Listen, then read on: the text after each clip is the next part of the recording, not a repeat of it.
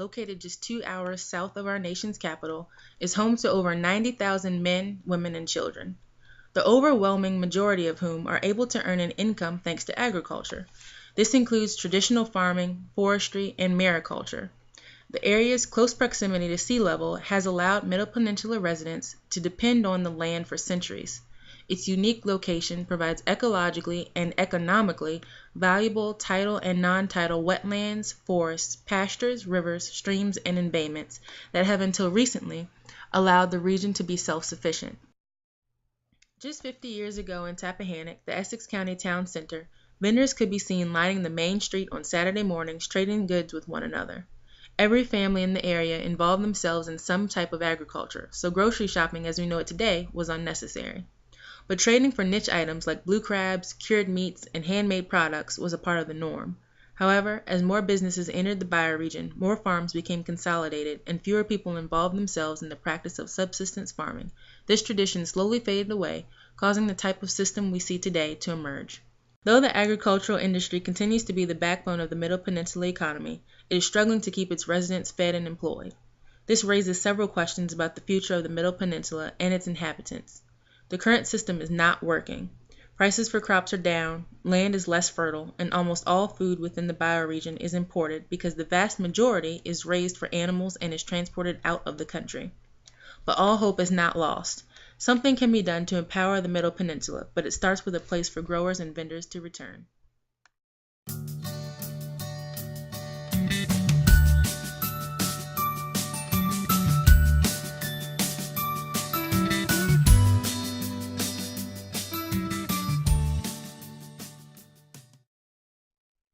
During the research phase of this project, I found through conversations with customers, growers, and produce stand owners, the most requested items from consumers were tomatoes, sweet corn, and watermelons.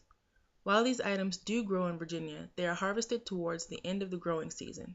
There are plenty of early and mid-season crops that can be sold, like asparagus, broccoli, cabbage, and several varieties of greens, but due to lack of consumer food knowledge, buyers often expect items to be available at farmers markets and produce stands all season long, just like in the grocery store. This leads to farmers, produce stand owners, and farmers market vendors alike importing goods to please consumers.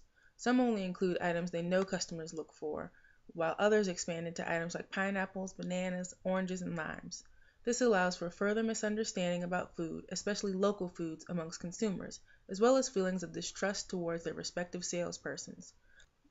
The latter is commonly seen from informed consumers, who often include members of the agricultural community. The practice of importing or substituting food items has led to a bit of a split amongst local food vendors, of which both sides have plausible arguments.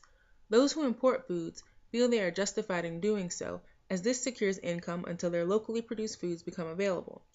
Those who only sell what nature provides locally feel that by only selling what is readily growable and available allows for greater local sustainability and education amongst consumers. But who is right here? Should vendors have to import products to meet customer demand and thus secure an income?